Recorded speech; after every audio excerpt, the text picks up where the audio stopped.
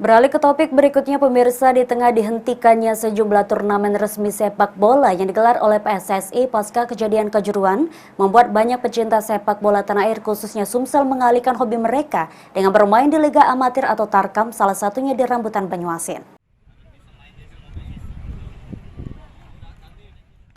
Puluhan klub amatir di Sumatera Selatan sudah 1 tahun terakhir menggelar pertandingan skala kecil dengan memanfaatkan lapangan sepak bola yang sebelumnya kerap digunakan klub profesional seperti Sriwijaya FC atau PS Palembang.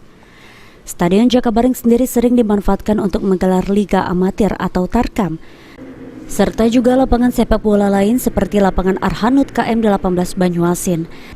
Adanya wadah pertandingan Liga Amatir ini dapat menjadi obat pelipur lara masyarakat Sumsel akan sepak bola. Terlebih Liga Amatir diharapkan mampu melahirkan talenta baru sepak bola Sumsel.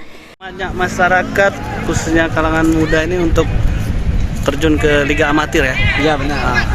Ini alasan mereka apa-apa? Mungkin di tengahnya nggak ada kompetisi, Liga Indonesia yang sedang ada masalah, belum berjalan. Mungkin lari ke sini semua untuk Liga Amatir untuk mengisi waktu kosong untuk bermain dengan bersama keluarga ataupun. Salah satu peserta Liga Amatir yang meramaikan di Sumsel ialah klub Russo FC. Sulaiman, PAL TV.